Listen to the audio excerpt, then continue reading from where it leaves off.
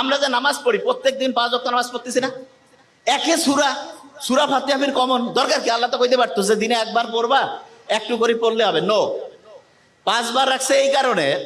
দেখবেন মুহাম্মদ সাল্লাল্লাহু আলাইহি ওয়াসাল্লামের মধ্যে একটা হাদিস আছে, দিনে যদি 5 বার কেউ গোসল করে তাহলে তার শরীরে কোনো ময়লা থাকে না। না, আমাদের শরীর যত দ্রুত ময়লা হয় তার চাইতে দ্রুত ময়লা হয় আমাদের ব্রেন। যে কি কোন ভাই, ব্রেন ময়লা হয়? হ্যাঁ। এবং ব্রেন যদি ময়লা হয় তখন হয় কি, ডিপ্রেশন হয়, অ্যাংজাইটি হয়, ঠিকভাবে ঘুম আসে না। তা ব্রেনটা পরিষ্কার করার জন্য প্রত্যেকদিন 5 বার গোসল করার চাইতে উপকারী জিনিস নামাজের ব্যবস্থা আল্লাহ করছে। তার মানে নামাজ এটা ব্রেন পরিষ্কারের একটা সেরা বুদ্ধি। কিভাবে পরিষ্কার হয়? ওই যে বিজ্ঞানীরা দেখছে, নোবেল বিজ্ঞানীরা, যে সবচাইতে ভালো কোনটা, যে শুকরিয়া যদি থাকে, আপনি যখন নামাজে দাঁড়ান তখন যদি এই শুকরিয়াটা থাকে আপনার মধ্যে, যে আমি যা কিছু করছি, যে অবস্থায় আমি আছি, আল্লাহর কাছে আমি শুকরিয়া, আল্লাহ আমাকে তুমি ভালো রাখছো, অটোমেটেড দেখবেন যে আপনার মনের যে দুশ্চিন্তা, মনের মধ্যে যে খারাপ অবস্থা, এটা আল্লাহর রহমতে নাই হয়ে গেছে। দেখুন, বিভিন্ন সময় অনেক লোক আছে না, এই যে রোজার সময় রোজা রাখে অনেক সময়, আবার অনেকে বছরে 2 দিন করে প্রতি সপ্তাহে সপ্তাহে রাখে।